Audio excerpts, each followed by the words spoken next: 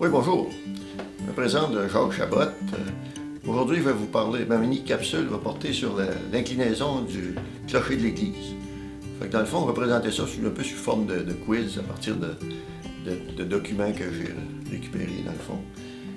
Ici, à l'église, il y a deux prêtres qui se sont penchés sur l'inclinaison du clocher. Le premier, c'était l'abbé Petit en 1960. Lui, il a été curé de 75 à 79, mais en 77, il a demandé à ce qu'on fasse un relevé des fondations, parce que lui, ça l'intriguait un peu de voir la pente du clocher.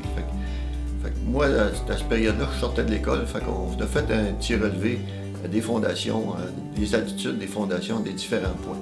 Dans le fond, à partir d'un plan, on a sorti toutes les altitudes de tous les points, à peu près tous les points qu'on voit sur ce petit plan-là. Ça, c'est le relevé qu'on a fait en 60. À partir de 77 à 84, on a fait un suivi je ne dirais pas tous les points, mais les points importants qu'on voit sur ce plan-là. En 1985, c'est le curé Boisvert qui était curé à ce moment-là. Il a été curé de 79 à 94. Il a mandaté à une firme spécialisée au niveau des sols pour regarder de façon plus pointue les fondations de l'Église. Moi, dans mon petit quiz d'aujourd'hui, je me suis beaucoup inspiré des conclusions tirées de ce rapport-là. Au niveau des conclusions, on dit que pour la période qui date entre la construction, qui date en 1940 et 1985, on a mentionné qu'il y avait eu une différence d'altitude. Si on prend un point central on se sert de référence, puis le dessous du clocher de l'église, il y a eu un tassement de 500 mm durant, on dit 500 mm, c'est approximatif, là, entre 1940 et 1985. Si on regarde 500 mm, ça représente quoi?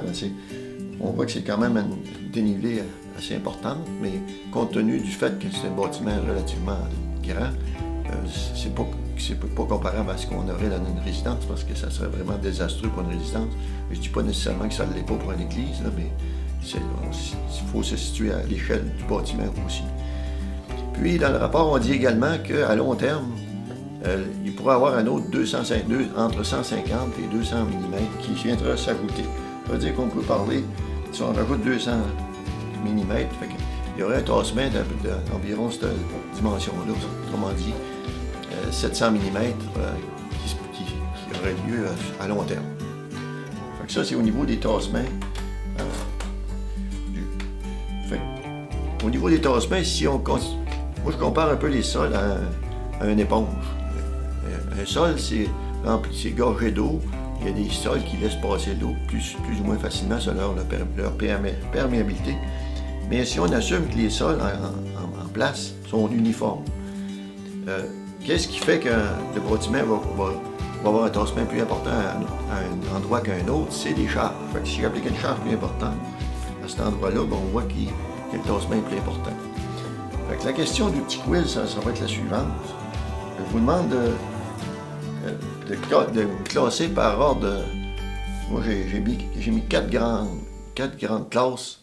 La première classe, c'est le poids du perron lors de la construction en 1940. Vous se rappelez qu'en 1940, les gens étaient un peu fortunés.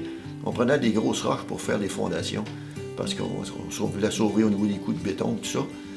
En 1940, on a charrié avec des chevaux toutes les roches qu'on a pu ramasser pour faire la base du perron.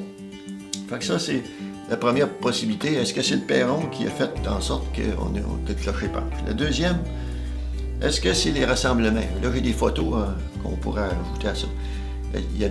Est-ce que c'est les rassemblements de personnes sur le perron de l'église qui a fait caler un peu la devanture de l'église pour faire en sorte que le clocher penche vers le sud?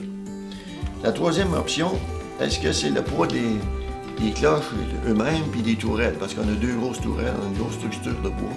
Est-ce que c'est cette charge-là appliquée sur notre sol qui a fait en sorte que le clocher penche vers l'avant? Encore là, on a des photos lors de l'inauguration des cloches. Là, en tout cas. Puis finalement, moi je suis relativement jeune, mais j'ai entendu dire par des personnes âgées que dans le temps, il y avait un bronco puis il y a une personne qui avait été accrochée ça par en avant de l'église, parce que dans ces années-là, il n'y avait pas de bâtiment solide. Fait qu'il y en a qui avait accroché ça en avant, puis on a dit, les personnes âgées ont dit que, à un moment donné, c'est ça qui avait fait pencher les clochers vers l'avant. Fait que, là-dessus, je vous laisse sur ce petit quiz-là. Fait que, ça m'a fait plaisir de parler de retourner en arrière un peu sur l'histoire de l'inclinaison du clocher. Fait que, prochaine.